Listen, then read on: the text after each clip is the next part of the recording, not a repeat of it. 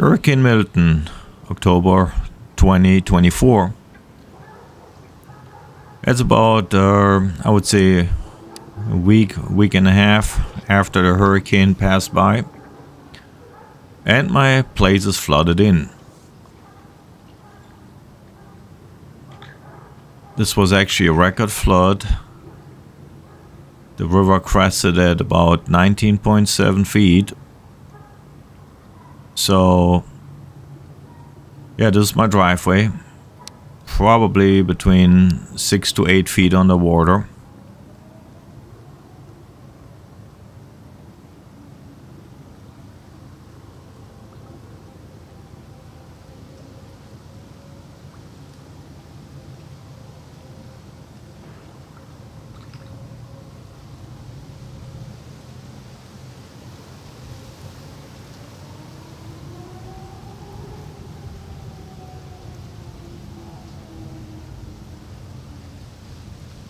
The last flood was in 2017 after Hurricane Irma. I think it was a 17.6 crest. So this time it was over 2 feet higher. Apparently that was a record flood. I think the highest on record was in 1933. It was like 20.4. So this one was 19.7. Close to the all-time record.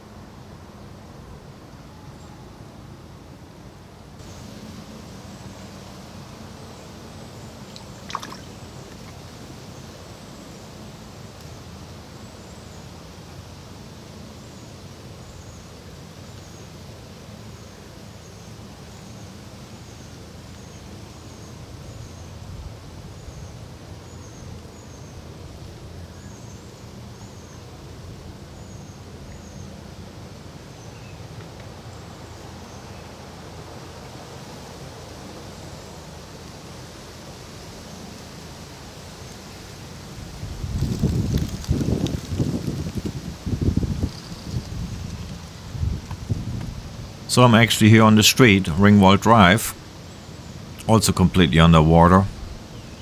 Way back there is a couple neighbors' houses. Unfortunately, they didn't get lucky. So the house got flooded. And that was the first time. They have never been flooded before, not since I live here, and that's about 25 years now. Yeah, it sucks for them because if the water gets in the house, it pretty much destroys everything inside. Yeah, it's all rebuildable, but it costs lots of money. So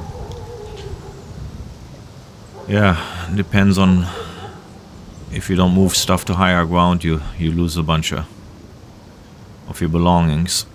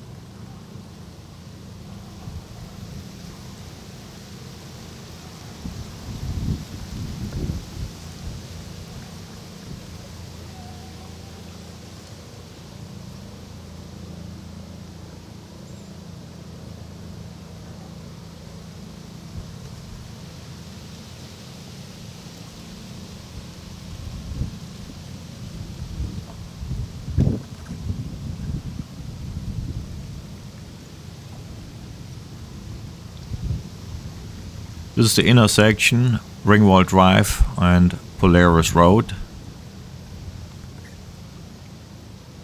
Also underwater, of course. What else?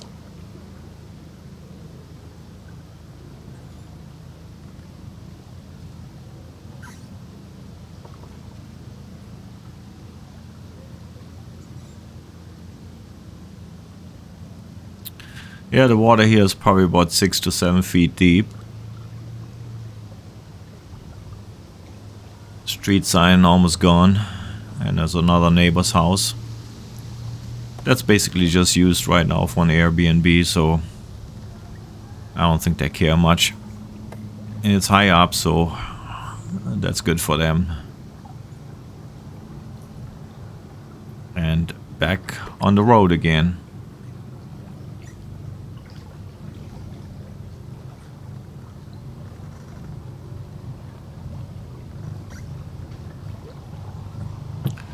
Yeah, my sailboat actually started floating. I had to tie it up between a couple of trees so it doesn't float off the of its stands and ends up in the neighbor's yard. My friend's big steel sailboat, we left the tow hulls open so the water would go inside so it wouldn't float off the trailer. The trailer's completely gone under the boat, and that's a big 40-foot gooseneck trailer. Even the upper part, the gooseneck itself, is underwater.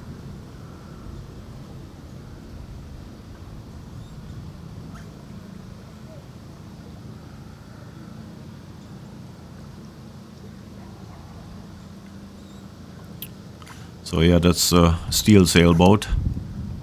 That's not floating, like I said, because we let the water go inside. The interior is stripped out anyway, so it's not gonna do any damage.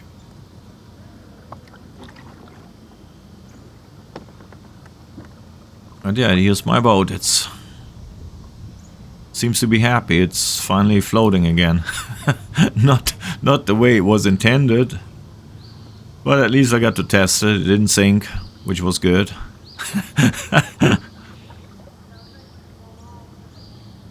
And yeah, about the one evening when I suspected the water is gonna come high enough that it may start floating, I went out there and strung those 2 ropes. Later on I added a couple more to really keep it in place, because it's very crucial that it sets itself back down on the crate. If not, it may end up on the side, and that would have been a mess.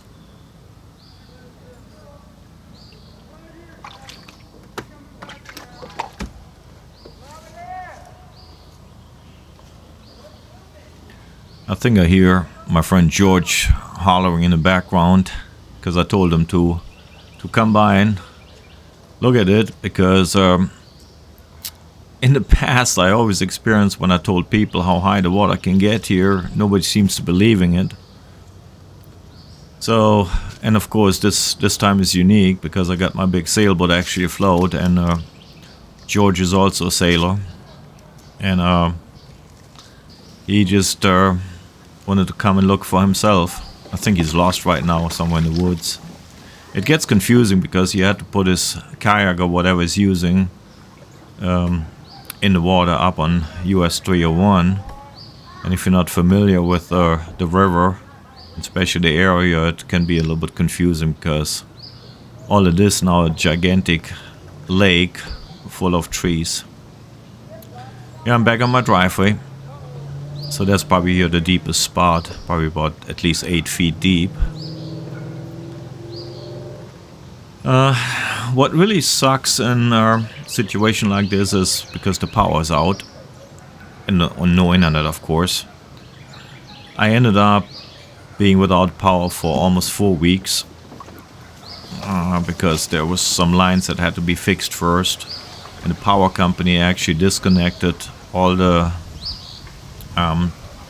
transformers that were feeding power to properties that were underwater. As a matter of fact, they actually came by and pulled the meter out of the meter box. Did that to several neighbors. because they were assuming the meter box goes completely underwater, which it didn't, but you never know. So yeah, and my little powerboat's floating too. I could have used it, but I didn't, because the engine is too powerful, and it would have created too much of a wake. And that's not good, because a lot of houses underwater, and even a couple of inches can make lots of difference, you know. So I didn't want to race down the river and, well, create more damage than what they already had. Besides that, it's really against the law too.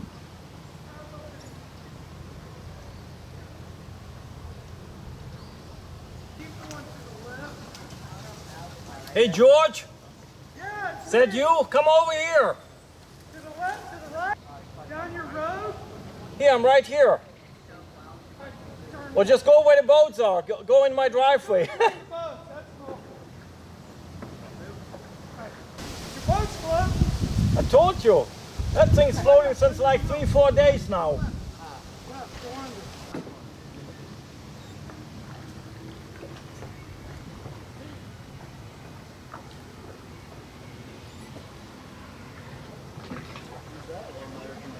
Yeah, I was going to buy that for myself.